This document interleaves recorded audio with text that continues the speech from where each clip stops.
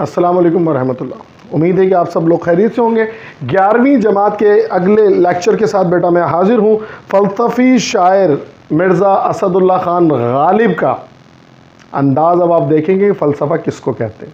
इस पूरी गज़ल में मुश्किल तरकीब, मुश्किल अल्फाज और फ़लसफ़े का इस्तेमाल किया है गालिब ने।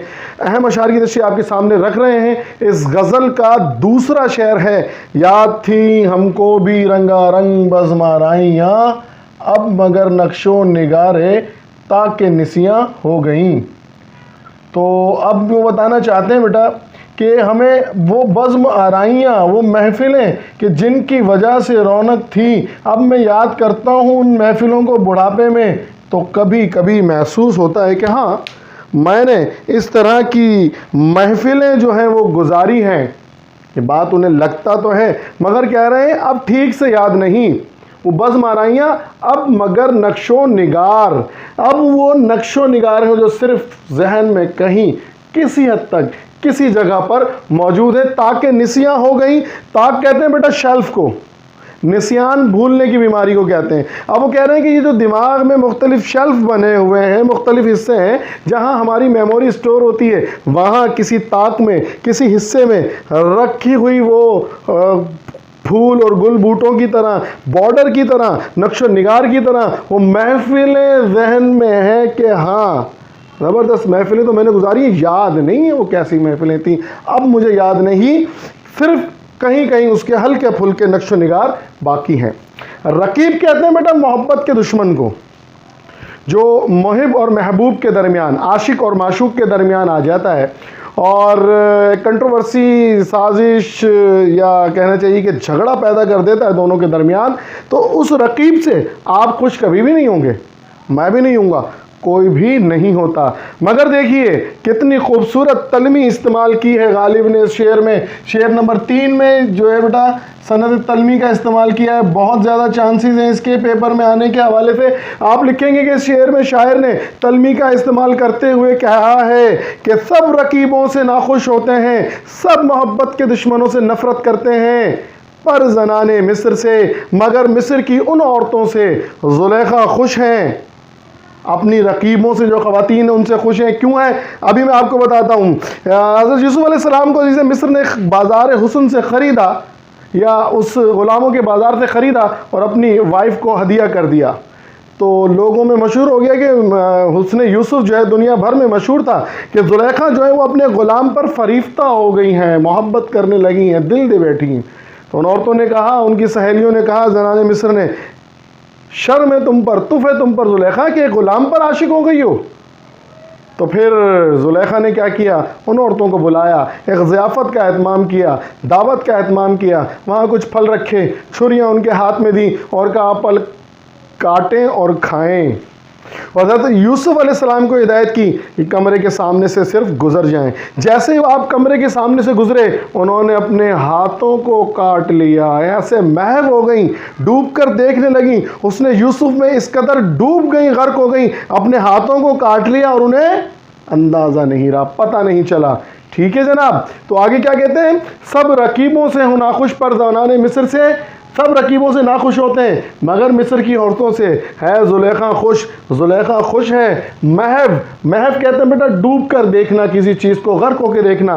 माह कहते हैं चाँद को। किनान जो यूसुफ़ अलैहिस्सलाम के इलाके का नाम है, तो महव, माह किना कौन हुआ, किनान का चाँद कौन हुआ, यूसुफ़ अलैहिस्सलाम। तो कह रही हैं कि वो औरतें जो मुझ पर इल्ज़ाम लगाया करती थी, जब उन्होंने अपनी उंगलियों को, अपने हाथों को काट लिया तो ज़ुलेखा खुश हुई। देखा, मुझे कहती थी, ज़रा खुद अपना हाल तो देखो। कौन है जो उसने यूसुफ़ में गिरफ़्तार ना हो, कौन है जो उन पर इश्क आशिक ना हो जाए, उनके इश्क में गिरफ़्तार ना हो जाए। तो यहाँ ज़ुलेखा अपनी रकीबों से खुश है। जुए खून आँखों से बहने दो के है शाम फ़िराक।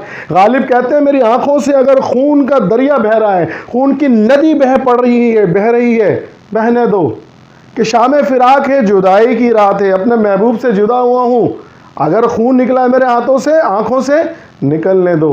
एक और शेर में गालिब ने कहा था बेटा, मैट्रिक की बुक में वो गज़ल थी, आपको याद होगी, रगों में दौड़ते फिरने के हम नहीं कायल, जो आँख ही से न टपका तो फिर लहू क्या है। गालिब कहना अगर मेरे आंसू ख़त्म हो गए, इतना रोया हूँ अपने महबूब से जुदा होकर, कि अब आंसू निकलने रहे, निकलने दो, तुम परेशान ना हो, मैं ये समझूंगा, मैं समझ लूंगा कि 10 शमें 2 फिरोज़ा हो गई, 2 मोमबत्तियाँ जल रही हैं, 2 शमें जल रही हैं। जिस तरह शमा जलती है और उसके आग का जो रंग है ऑरेंज या लाल होता है, क्या ना, मेरी आंखों से भी अगर खून बह रहा है तो मैं समझूंगा 2 शमें जलाई हैं बस, और कुछ नहीं। मगर तकलीफ़ इस कदर है किससे बिछड़ने की? शाम फिराक की, अपने महबूब से बिछड़ने की। आगे कहते हैं अपनी तारीफ में, ये शेर का है, ताली कहते हैं इसको, सनद ताली। मैं चमन में क्या गया गोया दबिस्तां खुल गया, मैं बाग में क्या गया, एक मकतब खुल गया शायरी का। लोग जो है वो परिंदे भी शायरी करने लगे। और मेरे अशार को ज़रा देखिए, मेरे अशार कैसे हैं। बुलबुलें सुनकर मेरे नाले गदलखां हो गई, मेरी फरियाद को सुनकर, मेरे अशार को सुनकर बुलबुलें ही जो खूबसूरत आवाज़ निकालती हैं, जिसके सहर में तुम मुब्तला हो जाते हो, जिसके जादू में वो जकड़ लेती हैं, ये उनकी आवाज़ का कमाल नहीं, मेरे अशार पढ़ रही हैं वो मेरे अशार पढ़ती हैं, इसलिए उनकी आवाज़ तुम्हें भली लगती है। तो ये बुलबुलों की आवाज़ जो खूबसूरत है, बुलबुल की जो आवाज़ खूबसूरत है, किसकी वजह से? गालिब कह रहे हैं मेरे अशार की वजह से, क्योंकि वो कुछ नहीं कर रही, हाँ मेरे अशार आप लोगों को सुना रही हैं। हम हैं मवाहिद, हमारा केश है तरके रसूम, हम वाहिद के मानने वाले हैं, मवाहिद हैं हम, हमारा केश है तरके रसूम, हमारा काम है रसूमात को तर्क करना। मिल्लतें जब मिट गई अज्जाए ईमा हो गई। आपको याद होगा सर सैयद अहमद खान ने क्या कहा था, रस्म व रिवाज की पाबंदी के नुकसानात हैं, रस्म व रिवाज पर नहीं चलना, अगर चलोगे तो अंधे नाबीना हो। गालिब भी कहते हैं हम रस्मों को छोड़ने वाले हैं, मज़हब के मानने वाले हैं, दीन के मानने वाले हैं, अल्लाह को एक मानने वाले हैं। इसलिए जब टुकड़ों में तकसीम किया गया मिल्लत को, मिल्लतें जब मिट गई, और जब मिल्लत मिट गई और कौमों ने जन्म ले लिया, अज्जाए ईमा हो गई, टुकड़े हो गए ईमान के। आप सल्लल्लाहु अलैहि वसल्लम ने फरमाया था ये कौम एक जिस्म की मानिंद है, पूरी उम्मत है, लेकिन हम गालिब किस तरफ इशारा कर रहे हैं, किस ज़माने में बेटा, 150-200 साल पहले कह रहे हैं हम पाकिस्तानी, हम अफ़गानी, हम हिंदुस्तानी, हम ईरानी बन गए। अगर मिल्लत होते तो आज जो कुछ फ़लस्तीन में हुआ ऐसा नहीं हो सकता था।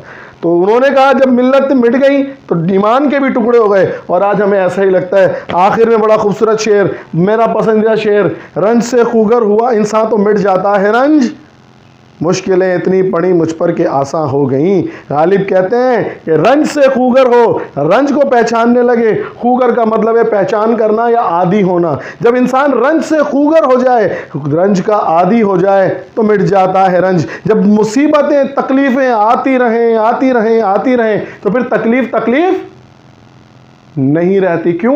इंसान उसका आदी हो जाता। आगे कहते हैं मुश्किलें इतनी पड़ी मुझ पर कि आसा हो गई, बहुत मुश्किलात पड़ी हैं मुझ पर, बड़ी परेशानियां उठाई हैं मैंने, बड़ी मुसीबतें उठाई हैं, मगर जैसे ही मैंने इन परेशानियों को, इन मुसीबतों को उठाया है, ये मुसीबतें मेरे लिए आसान हो गई। अब कोई मुश्किल, कोई परेशानी नहीं लगती, अब कोई मुसीबत नहीं लगती। नतीजा क्या है? अब मैं बड़े मज़े से, बड़ी आसानी से अपनी ज़िंदगी गुजारता हूँ। आपने देखा है किस तरीके से गज़ल नंबर 2 में फ़लसफ़ी शायर ने इस तमाम अशार में तकरीबन फ़लसफ़ा पेश किया।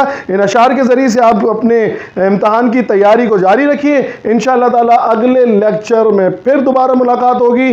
तब तक के लिए इजाज़त दीजिए, अपना बहुत सा ख्याल रखिए। अल्लाह हाफिज़।